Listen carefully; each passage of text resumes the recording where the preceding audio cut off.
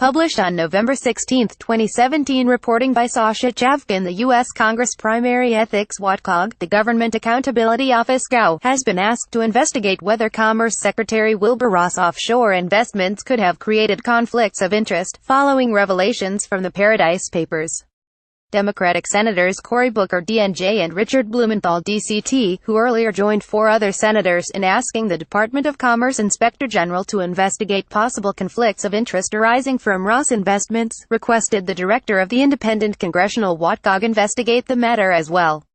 A week earlier, ICIJ, The New York Times and other media partners reported that Ross retained a personal stake in a shipping company, Navigator Holdings, that benefits from a business relationship with a Russian company that has strong ties to the Kremlin. Among its high-profile owners are Russian President Vladimir Putin's son-in-law and two of Putin's associates, one of whom has been personally sanctioned by the United States, and the other of whom has a business that has been sanctioned. Secretary Ross' actions have the potential to affect his offshore investments when those entities have commercial partners with ties to foreign governments, wrote the senators in their letter to GAO Director Gene Dodaro. Ross confirmed this week that he would divest his stake in Navigator Holdings. However, recent deals highlight the potential for conflict that has already occurred. For example, Ross recently helped negotiate a trade deal that results in China increasing exports of liquefied natural gas (LNG) to the U.S. As NBC reported, Navigator Holdings stood to benefit from the deal because, according to filings it made to the Securities and Exchange Commission, growth in the LNG sector would also increase the market for liquefied petroleum gas, a product in which it specializes.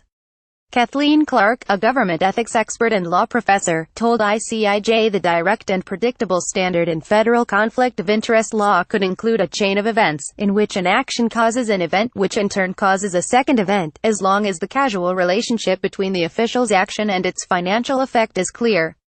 Ross negotiated the China agreement with his chief of staff Wendy Teramoto. Teramoto, who was Ross' deputy at his private equity firm W.L. Ross Co., before joining the Commerce Department, still sat on Navigator's board when she first went to work at Commerce, Politico reported. Conflicts of interest. There have also been questions raised about whether Ross should be omitted from all international shipping matters. It is necessary but not sufficient for Ross to abstain from international shipping matters, Clark said.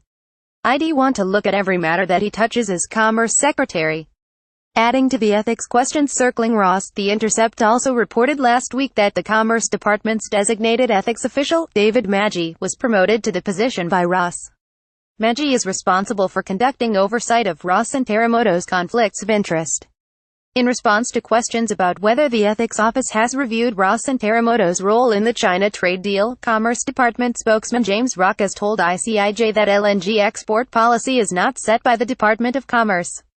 The government of China volunteered an interest in long-term LNG contracts, and Secretary Ross simply reported the U.S. government's position. Rock has also previously told the New York Times and ICIJ that Ross had not sought ethics waivers that would allow him to take part in matters where there was a conflict of interest.